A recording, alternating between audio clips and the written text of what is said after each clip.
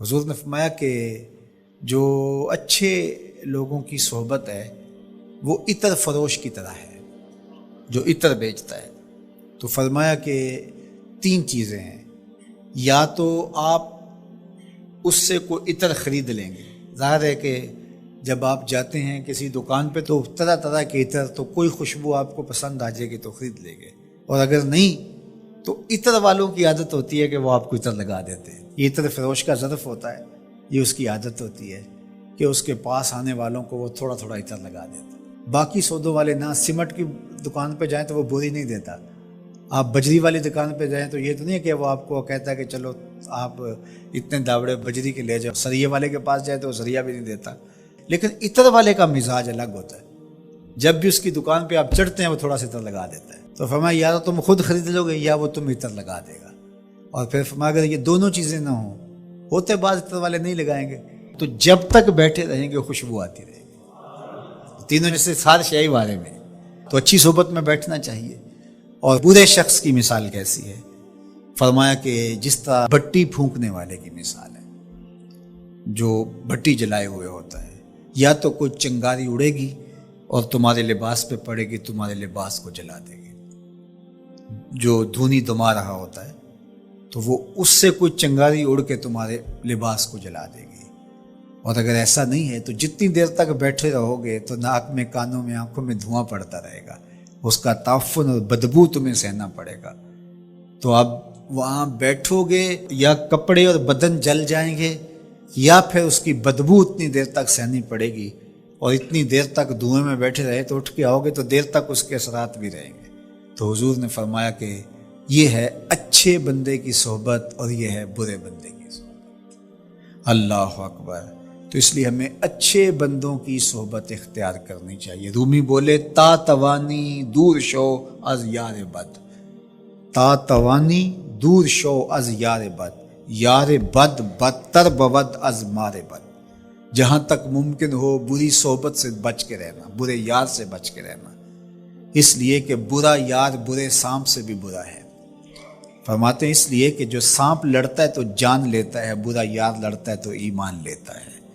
اس لیے اچھی صحبتوں کو تلاش کرو، اچھی صحبتوں میں بیٹھا کرو. تمہارا کھانا پاکیزہ لوگ کھائیں، متقی لوگ کھائیں، تمہاری مجلس سے اچھے لوگوں کے ساتھ ہوں، اچھے لوگوں کے ساتھ دوستیاں قائم رکھیں. برے لوگوں کی صحبت سے ایسے بھاگے جس طرح درندے سے بھاگا جاتا ہے. ہمارے مشائخ نے ہمیں یہی درس دیا ہے، کہا کہ اس سے 1000 درجے بہتر العزلہ تنہائی ہے. بلکہ حضرت شاہ نقشبند بخاری علیہ رحمہ فرماتے ہیں فقیر کے لیے بہترین جگہ شیخ کامل کی صحبت ہے، یا اللہ کا پاکیزہ گھر مسجد ہے، یا پھر تنہائی ہے. چوتھی جگہ ہلاکت کے علاوہ اور کچھ نہیں ہے. تو اس لیے اچھی صحبتوں کو ڈھونڈو. حج ما قبل کے سارے گناہوں کو مٹا دیتا ہے. جب کوئی شخص حج کرتا ہے تو وہ گناہوں سے ایسے پاک ہو جاتا ہے جیسے ابھی ماں کے پیٹ سے جنم لیا ہو. اللہ اس کے سارے گناہوں کو ختم کر دیتا ہے، سارے گناہوں کو معاف کر دیتا ہے. اور حاجی نہ صرف خود گناہوں سے پاک، صاف اور ستھرا ہو جاتا ہے، وہ حج سے لے کے اپنے گھر میں داخل ہونے سے پہلے جس کے لیے دعا کرے اللہ وہ دعا بھی قبول فرماتا ہے. وہ مستجاب الدعوات ہوتا ہے.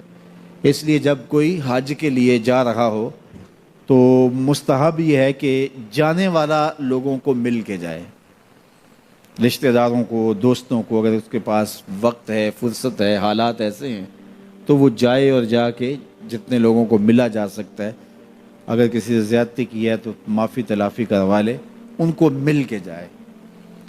اور جب وہ واپس آئے تو لوگ اسے ملنے آئے، اس لیے کہ یہ اعزاز ہے کہ اب اس کی آنکھیں دیکھیں جس آنکھوں نے کعبۃ اللہ کی زیارت کی ہے، اس کی آنکھوں کو دیکھیں جن کی آنکھوں نے جمال گنبد خضرا دیکھا ہے. تو ہمارے یہاں بعض کا ہوتا ہے کہ حاجی جب رخصت ہوتا ہے تو اس سے پہلے گھر میں محفل یا اس طرح کا ہوتا ہے تو لوگ آتے ہیں ملنے کے لیے، تو آپ حج پہ جا رہے ہیں، اچھی بات ہے، اس میں کوئی شریعت کی ممانعت بھی نہیں ہے. لیکن استحباب اس میں ہے کہ وہ مل کے جائے لوگوں کو، اور جب وہ واپس آئے تو پھر لوگ ملنے آئے. اور وہ بھی اگر اس کو گھر داخل ہونے سے پہلے ملیں تو اس کی دعائیں اس وقت میں رد نہیں ہوتی تو اس سے دعائیں لی جائیں۔ تو حج ایک ایسا فریضہ ہے جو زندگی میں ایک مرتبہ ادا کرنا واجب ہے، اس کے بعد آپ ہر سال ادا کر لیں، 5 سال بعد کر لیں، زندگی میں جب استطاعت مالیہ نصیب ہو، استطاعت بدنیہ نصیب ہو، حالات اجازت دیں تو آپ جب چاہیں کریں، لیکن ایک مرتبہ جو حج کیا جاتا ہے اس کو حجۃ الاسلام کہا جاتا ہے، تو وہ ایک مرتبہ آپ کے ذمے سے اتر جائے گا جب آپ کر لیں گے۔ اور حج بدل بھی وہی کر سکتا ہے جس نے حجۃ الاسلام اپنا حج کیا ہوا ہو۔ اور یہ جو حج بدل ہے یہ ایک ایسا حج ہے جس سے 3 گناہ گاروں کو جہنم کی آگ سے آزاد کر دیا جاتا ہے۔ ایک جس کے لیے حج بدل کیا جا رہا ہے، دوسرا جو کروا رہا ہے، اور تیسرا جو کر رہا ہے۔ حج ایک ہے لیکن 3 لوگوں کو برابر ثواب ملتا ہے اس کو۔ کسی شخص کا والد انتقال کر گیا، حج نہیں کر سکا، یا اس کے پاس بدنی طاقت نہیں ہے، تو اس کی طرف سے کسی کو حج اس کا بیٹا کروا رہا ہے، تو جس نے کیا حج وہ بھی مغفور ہے، جس کی طرف سے کیا جا رہا ہے وہ بھی مغفور ہے، اور پیسے جو خرچ کر رہا ہے اپنے باپ کے لیے، اپنی بوڑھی ماں کے لیے، وہ بھی مغفور ہے۔ تو ایک حج 3 گناہ گاروں کی بخشش کا ضامن بن گیا۔ یہ حج بدل کی برکتیں ہیں۔ تو حج گناہوں کو مٹاتا ہے، باطن کو ستھرا کرتا ہے، اندر کی پاکیزگی کا ضامن ہے، اور من کی روشنی کا سبب اور ذریعہ ہے۔ حج کے ارادے سے ہی طبیعت کے اندر سرشاریاں آنا شروع ہو جاتی ہیں، اور پھر جب انسان حج کے لیے نکلتا ہے تو یہ ایک ایسا سفر ہے، فرمایا گیا کہ حج عورتوں کا جہاد ہے، اور مردوں کے لیے بھی جہاد کا ایک حصہ ہے، اور چاہے جتنا ہی بڑا فاخرانہ لباس کیوں نہ کوئی شخص پہنتا ہو، شاہی جوڑے بھی کوئی زیب تن کرتا ہو، بادشاہ وقت بھی ہو، تو وہ بھی شاہی لباس اتار دے گا، 2 سفید کپڑوں میں اپنے آپ کو ملبوس کر لے گا، اور لبیک اللہم لبیک کی صدائیں لگاتا ہوا عازم سفر ہو جائے گا۔